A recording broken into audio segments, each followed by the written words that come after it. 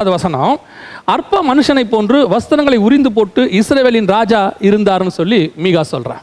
அவர் நல்லா டான்ஸ் ஆடிட்டே வராரு, சந்தோஷமாக தான் வரார். இயேசுவும் உள்ளே சந்தோஷமாகத்தான் வந்தார். ஆனால் இந்த இடத்துல ஒரு சம்பவம் நடக்குது.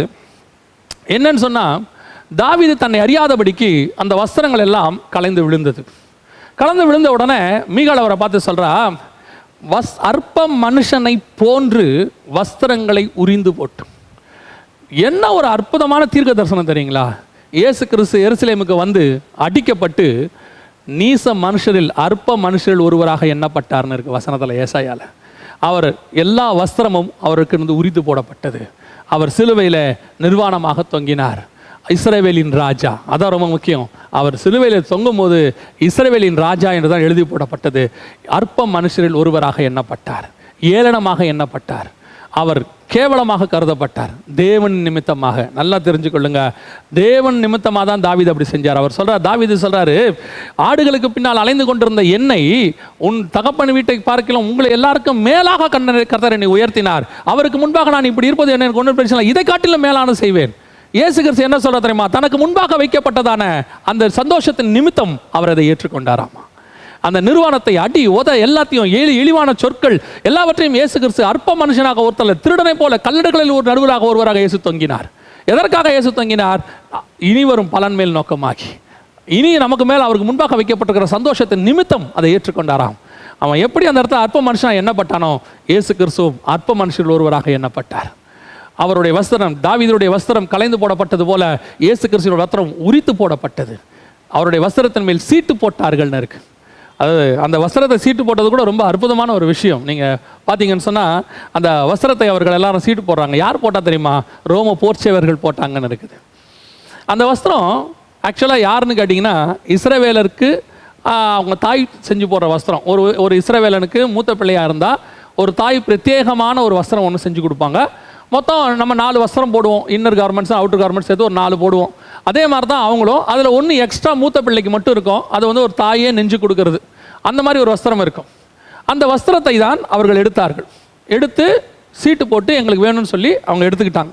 அவருடைய அர்த்தம் என்னன்னு கேட்டிங்கன்னு சொன்னால், இஸ்ரவேலுக்கு இயேசு கிறிஸ்து ஏற்கனவே வஸ்திரத்தை கொடுத்திருந்தார்.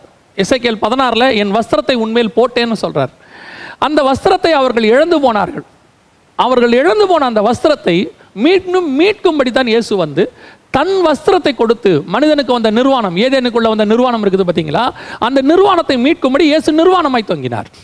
அப்படியே நிர்வாணமாய் தொங்கும் போது தன்னுடைய வஸ்திரத்தை அவர்கள் கொடுத்து விட்டார். இப்போ அந்த வஸ்திரம் யார் கையில் கொடுக்கப்பட்டது தெரியுமா? ரோமர்கள் என சொல்லக்கூடிய புறஜாதியார் வசம் கொடுக்கப்பட்டது. இஸ்ரவேலுக்கு வஸ்திரத்தை எசேக்கியேல் கொடுத்த போது அவர்கள் அதை அசட்டை பண்ணி விட்டார்கள், அவர்கள் அதை தள்ளி விட்டார்கள். ஆனால் புறஜாதியாரோ சீட்டு போட்டு அதை எடுத்துக்கொள்ளுகிறார்கள், எங்களுக்கு வேணும்னு எடுத்துக்கிட்டாங்க. அவர்கள் விட்ட அந்த வஸ்திரத்தை, ரட்சிப்பின் வஸ்திரத்தை புறஜாதியார் நாம் அதை பெற்றுக்கொண்டோம்னு அர்த்தம். நம்ம கைக்கு வந்துருச்சு.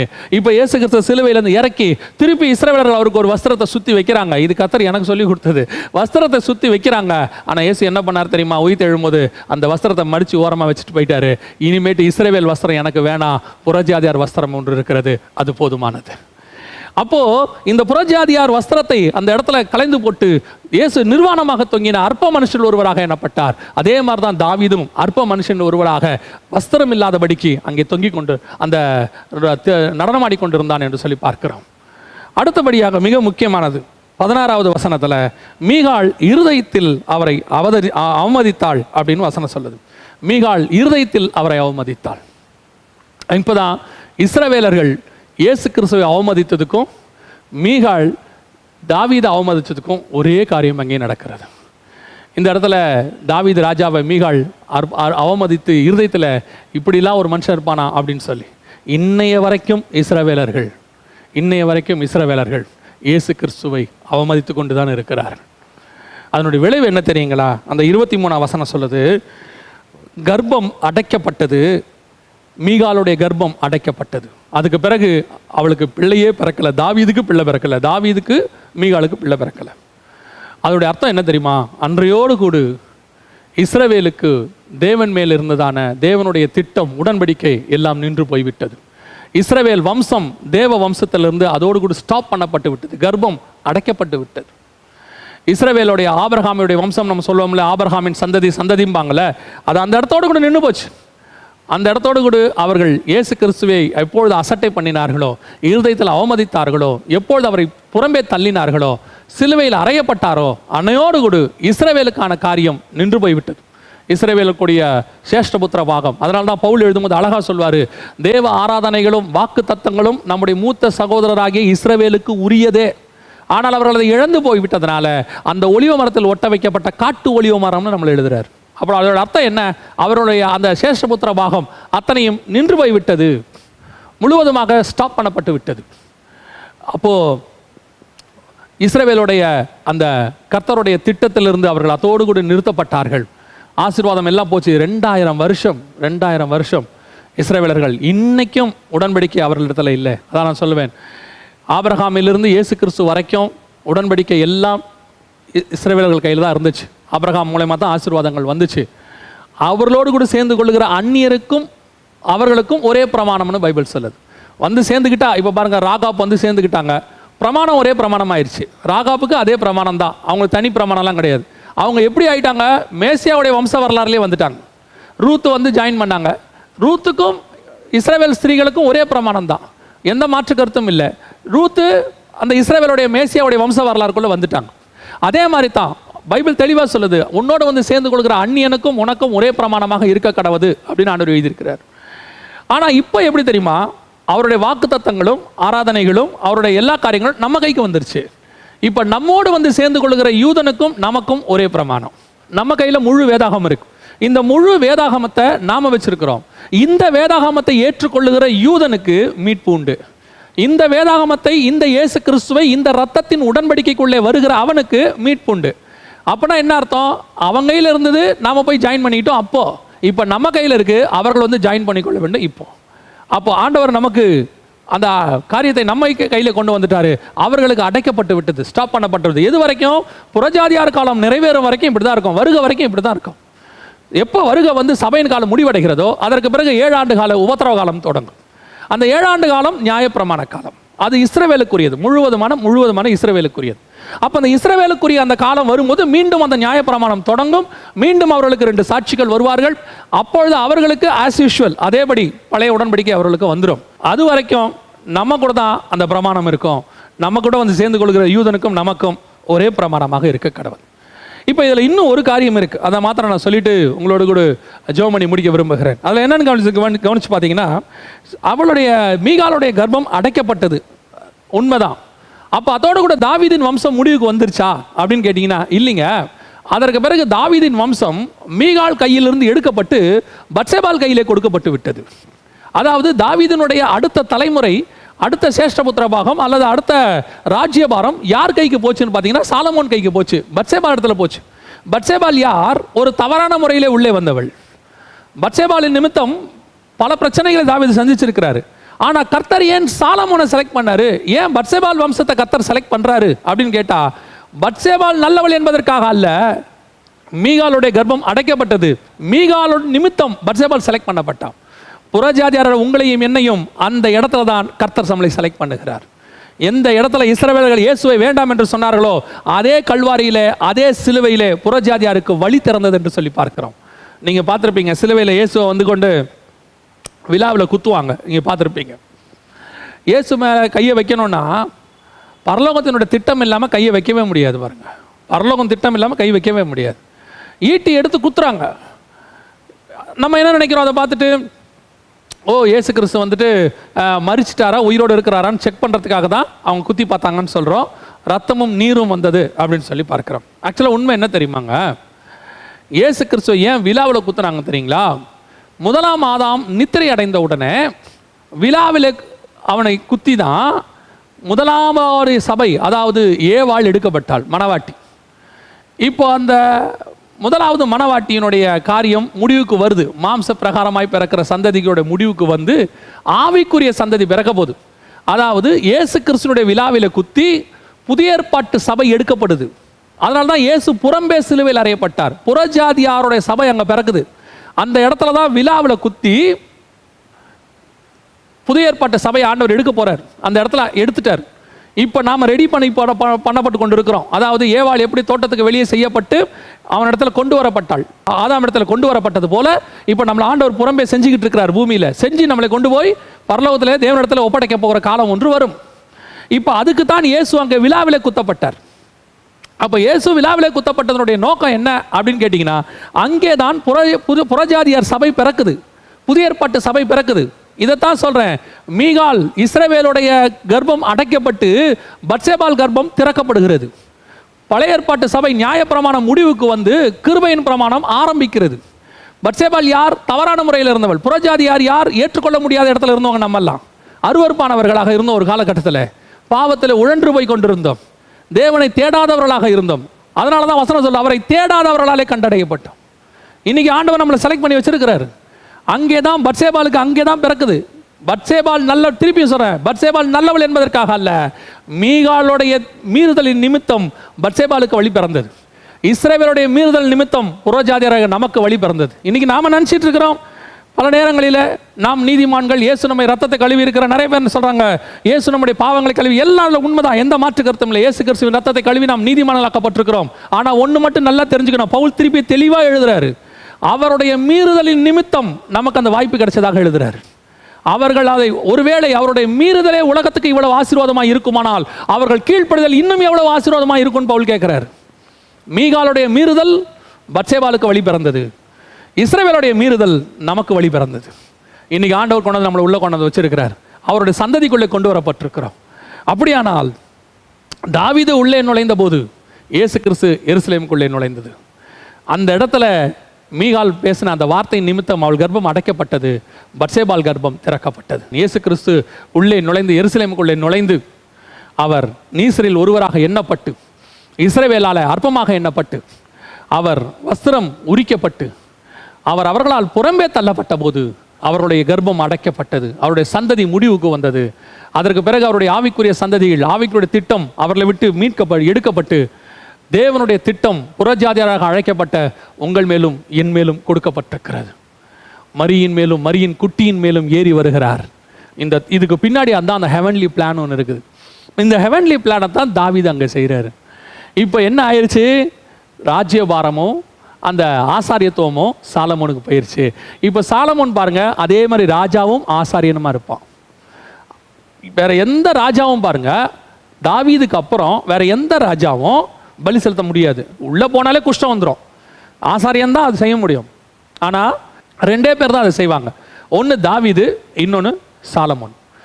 ஏன் அப்படின்னு கேட்டிங்கன்னா, தாவீது மெல்கிசேதேக்கின் முறைமே ரெண்டு ராஜாங்க. மெல்கிசேதேக்கின் முறைமையை பார்த்தா ரெண்டு ராஜா, சாலேமின் ராஜாவாகிய மெல்கிசேதேக்குன்னு இருக்கும்.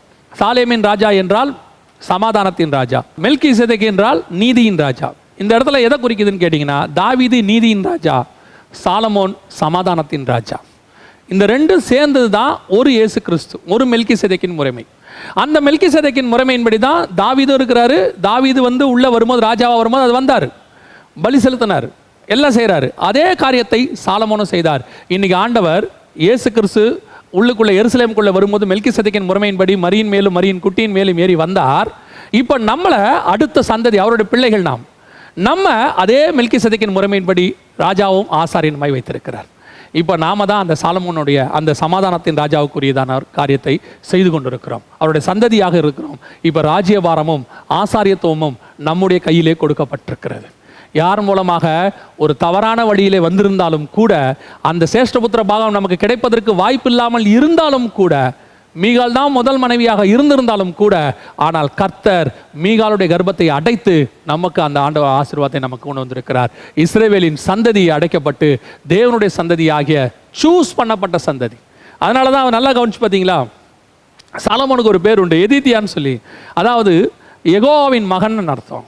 அப்படி ஒரு பேர் வச்சாங்க. பழைய ஏற்பாட்டில் யாரையுமே மகன்னு சொல்ல மாட்டாங்க, தாசன் தான். ஆனால் ஏற்றுக்கொண்டவர் எத்தனை பேரோ அத்தனை பேரும் பிள்ளைகளாகும்படிக்கு அதிகாரம் கொடுத்தார். நமக்கு தான் பிள்ளைகளாகிற அதிகாரத்தை கர்த்தர் நமக்கு கொடுத்து வச்சிருக்கிறார்.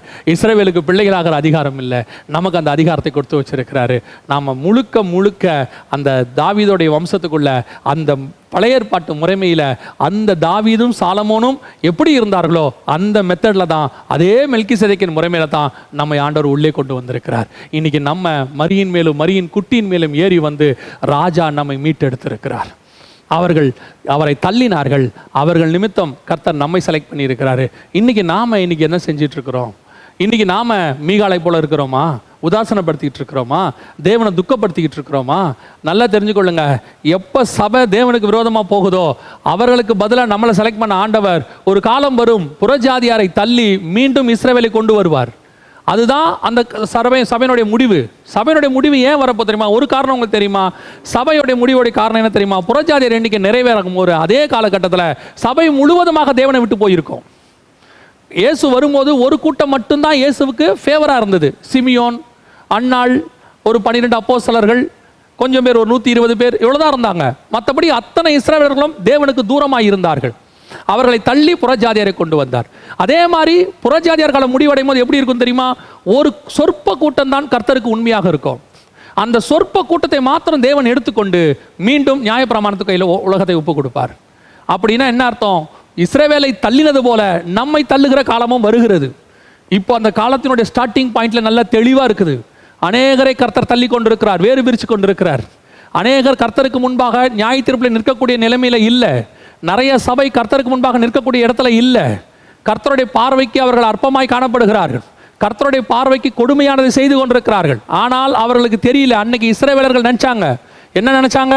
நாம தேவனுடைய பிள்ளைகள், மோசேயினுடைய சந்ததி, ஆபிரகாமின் சந்ததி அப்படின்னு ஒரு பெருமை இருந்த மாதிரி இன்னைக்கு நம்ம கிறிஸ்தவங்கன்ற ஒரு பெருமை நமக்குள்ள இருந்துகிட்டு இருக்குது. இயேசு ரத்தத்தில் மீட்கப்பட்டிருக்கிறோம், நம்மளாம் யாரும் எதுவுமே செய்ய முடியாதுன்னு நினச்சிட்டு தேவனை விட்டு தூரம் போயிட்டு இருக்குது ஒரு கூட்டம். இன்னைக்கு அதான் நடந்துகிட்டு இருக்குது. அன்னைக்கு எருசலேம் தேவாலயம் இருக்கு, ஆசாரியர் இருக்கிறாங்க, ஒன்றும் ஆகாதுன்னு சொல்லி சிதேக்கியா ராஜாவும் எக்கோனியாவும் செஞ்சுக்கிட்டு இருந்த மாதிரியும் இன்னைக்கு அதே நிலைமை தான். The same. அன்னைக்கு மீகாலை தள்ளி பத்சேபால் சந்ததியாக செலக்ட் பண்ணது போல ஆண்டவர் இஸ்ரவேலை தள்ளி நம்மை செலக்ட் பண்ணாரு. திருப்பி நம்மளை தள்ளி மீண்டும் இஸ்ரவேலை செலக்ட் பண்ற காலம் ரொம்ப தூரத்தில் இல்லை. மனம் திரும்ப வேண்டிய காலம் இது. நம்மை ஆண்டவர் மீட்டெடுத்திருக்கிறார். இது நம்முடைய நீதி நிமித்தமாக வந்ததல்ல, கிரியை நிமித்தமாக வந்ததல்ல, இயேசு கிறிஸ்துவினுடைய கிருபை நிமித்தமாக வந்தது. பொய்யான மாயை பற்றி கொண்டு கிருபையை நீங்கள் போக்கடிக்கிறவர்களாக நாம் இருப்போமானால் வருகிற ஆக்கினைக்கு தப்பித்துக் கொள்வது மிக கடினம். கர்த்தர் நமக்கு ஒரு நல்ல வாய்ப்பை கொடுத்திருக்கிறார். எத்தனை கிருபையை நம்மளை மீட்டெடுத்திருக்கிறார் பாருங்க. தாவீதின் காலத்திலேயே இது முன்குறிக்கப்பட்டதாக இருக்கிறது. ஆபிரகாம் காலத்தில் இது முன்குறிக்கப்பட்டது. புறஜாதியாருடைய காலம், புறஜாதியாருடைய உடன்படிக்கை ஆபிரகாம் காலத்தில் முன்குறிக்கப்பட்டது. அப்படி ஆண்டவர் நம்மளை செலக்ட் பண்ணி வச்சிருக்கிறாருன்னா அப்போ நம்ம எவ்வளோ உண்மை உள்ளவர்களாக இருக்கணும், நாம் எவ்வளோ கர்த்தருக்கு முன்பாக உண்மை உள்ளவர்களாக இருக்கணும். நான் கடைசியாக சொல்லி நான் முடிக்கிறேன். செலெக்ஷனோ ரிஜெக்ஷனோ கண்ணுங்களுக்கு முன்பாக நடக்கிற காலம் வந்துருச்சு. நாம் செலக்டிவ் ஜனங்களா ரிஜெக்டட் ஜனங்களாங்கிறது இனி தெளிவாக தெரிய போகுது. ஆண்டவர் அது கடைசி வாய்ப்பு நமக்கு தந்திருக்கிறாரு.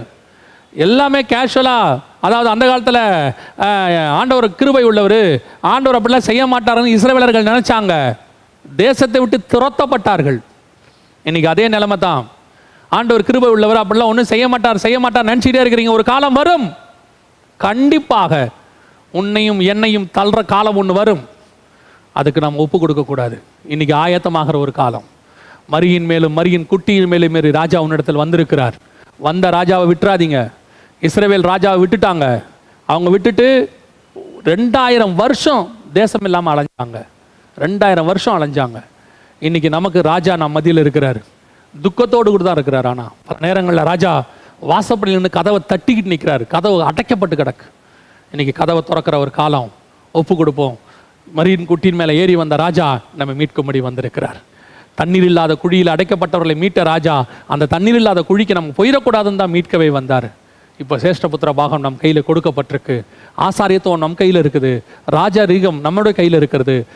மெல்கிசேதேக்கின் முறைமை நம் கையில் இருக்கிறது. எல்லாவற்றையும் கர்த்தர் நம் கையில் கொடுத்துருக்கிறார். இந்த மண் பாண்டத்தில் விலையேற பெற்ற பொக்கிஷத்தை கர்த்தர் கொடுத்துருக்கிறாரு. பொய்யான மாயைக்கு, உலகத்தினுடைய பணத்துக்கு, ஆசைக்கு, இச்சைக்கு, எல்லாத்துக்காகவும் அதை விட்டுட்டோம். இஸ்ரவேலர்கள் ரீகெயின் பண்ணவே முடியல 2000 வருஷமா. ஆனால் உங்களுக்கு எனக்கும் நித்தியமாக ரீகைன் பண்ண முடியாது. ஏன்னா அதுக்கப்புறம் நியாய தீர்ப்பு காலம் வந்துடும். இயேசு வெகு சீக்கிரத்தில் வரப்போகிறார். உங்களையும் என்னையும் மீட்க வந்த ராஜா மீண்டும் உங்களையும் என்னையும் மீட்கும்படி வரப்போகிறார். இனி காலம் செல்லாது. நம்ம ஜெபம் பண்ண போகிறோம். சர்வ வல்லமையுள்ள எங்கள் ஆண்டவரே, இந்த அருமையான நேரத்திற்காக உமக்கு ஸ்தோத்திரம்.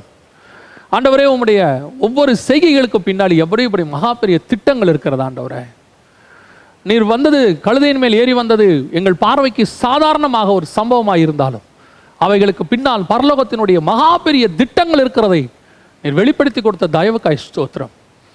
தண்ணீர் இல்லாத குழிக்கு நாங்கள் போயிடக்கூடாது என்பதற்காக எவ்வளவாய் உம்முடைய ரத்தத்தினால் எங்களை மீட்டுக் கொண்டீர். ஆண்டவரே, உன் உடன்படிக்கையின் ரத்தத்தினால் உன்னை விடுதலை பண்ணுவேன் என்று சொல்லி இஸ்ரவேலை விடுதலை பண்ணின ஆண்டவர், எங்களை பூமியிலிருந்தே விடுதலை பண்ணி ஆண்டவரே நாங்கள் பாதாளத்துக்கு போய்விடாதபடி பரதேசிக்கு கொண்டு போக நீர் பாராட்டின தயவுக்காய் உமக்கு நன்றி.